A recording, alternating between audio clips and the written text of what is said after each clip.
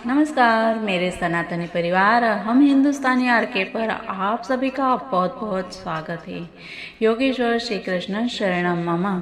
इसमें मित्रों आज कंस की बारी है। कंस का कैसे वध करते हैं और उद्धार भी करते हैं, क्योंकि भगवान श्री कृष्ण सिर्फ वध नहीं करते लेकिन असुरों का उद्धार भी करते हैं। मित्रों, आप इस चैनल पर नए हैं, पहली बार आए हैं तो इस चैनल को यानी कि हम हिंदुस्तानी आरके चैनल को सब्सक्राइब कर लीजिए और साथ ही बाजू वाले बेल आइकन को भी प्रेस कर दीजिएगा। और वीडियो पसंद आता है तो लाइक और शेयर भी कर दीजिएगा।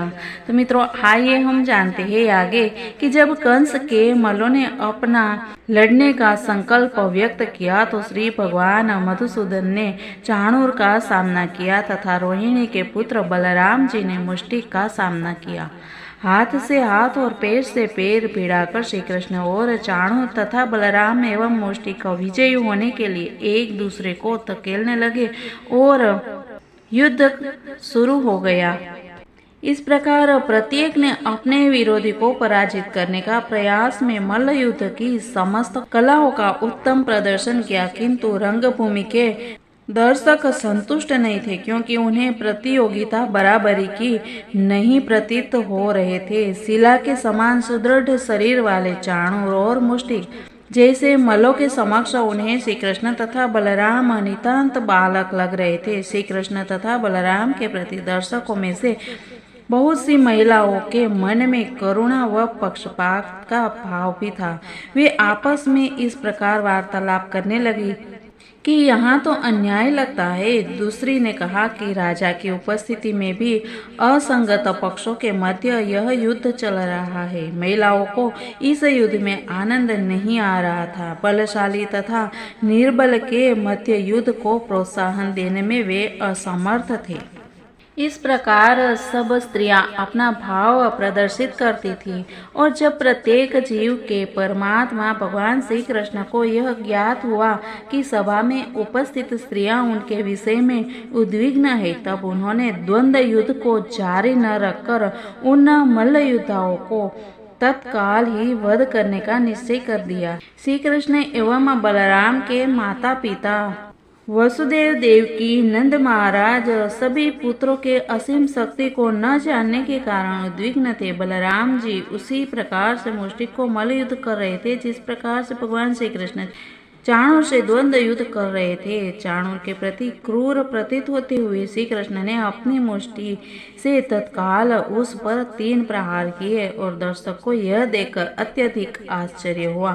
श्री कृष्ण के प्रहार से वह महान मल्ल डगमगा गया, और अंतिम प्रयास करते हुए चाणूर ने इस प्रकार श्री कृष्ण पर आक्रमण किया जैसे एक बाज दूसरे पर झपटता है।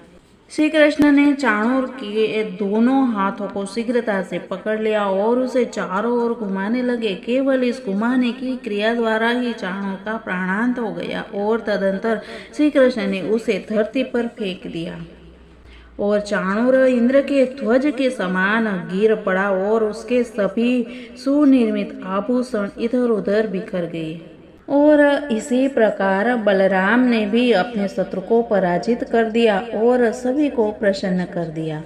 वहां उपस्थित सभी व्यक्ति अत्यंत आनंद पूर्वक तालियां बजाने लगे और उनके हर्ष की सीमा न रही। उपस्थित ब्राह्मण अत्यंत आनंद पूर्वक श्री कृष्ण और बलराम की प्रशंसा करने लगे, और इस विजय के बीच नगाड़ा जोर से बजने लगा, और इस बात का कंस को पता चल गया और वो बहुत ही दुखी हुआ, और उसने तुरंत ही नगाड़ा बंद करने का आदेश दिया। और वह अपने मित्रों को इस प्रकार संबोधित करने लगा कि मेरा आदेश है कि वसुदेव के इन दोनों पुत्रों को तत्काल मथुरा से निकाल दिया जाए।